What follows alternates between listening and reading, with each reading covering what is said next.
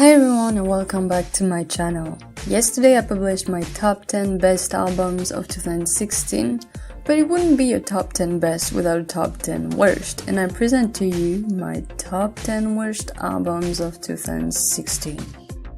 This year I have to say the list wasn't as long as in 2015, but I still managed to have 10 albums on this list that made me feel nothing. So without further ado, here we go.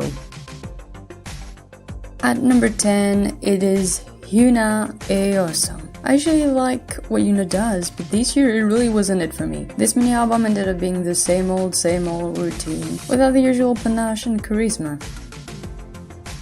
Number 9 is Rachel Platten's Wildfire. Nothing was wild about this album. If anything, it is one of the most generic pop albums of the year, filled with songs so commercial I don't remember any of them.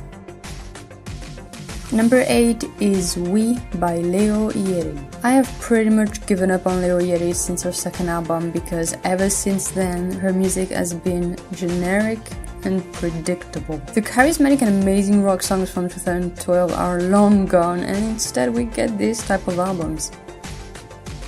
Number 7 is Glory by Britney Spears. This album had no impact on me whatsoever. Even if vocally speaking there are some good improvements, the fact that this album felt from the start so rushed out was no good sign, and indeed we're still not getting what Britney Spears' album should be, and instead it becomes forgettable like Glory.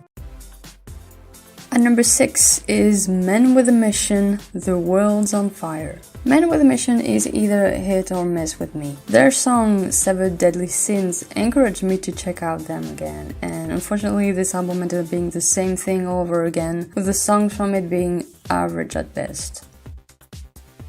Number 5, Jin Akanishi Audio Fashion. This album is everything I expected it to be, playing on appearances, and the fact that Jin still has a fan base while giving us the most generic pop electronic album released in Japan this year, with songs that could barely make it into a party.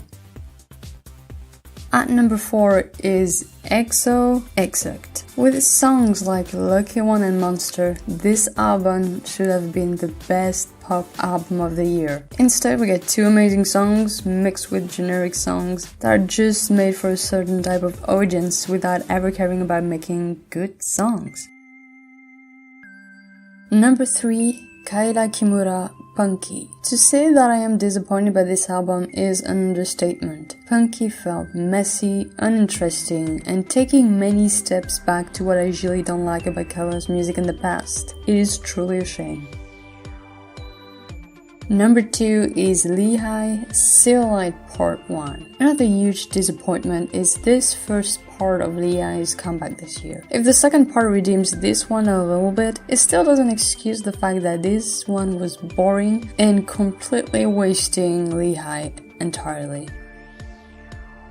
And finally, at number 1, here is the album that got me fed up, that made me lose hope for a singer that I used to admire. Number 1 is Songbook by Mika and Nakashima. You would think at this point that Mika and Nakashima would release a new original album, but we've been waiting for over 3 years now, and instead we've been having best-ofs after best-ofs after best-ofs, and now I'm not even caring that much about anything she might release because best-ofs like Songbook have shown us that Sony Music Japan could give less of a shit about her fans. All they want is money, and money they are getting because people are actually buying these useless best-ofs. And that enrages me, which is why this is number 1 on my list.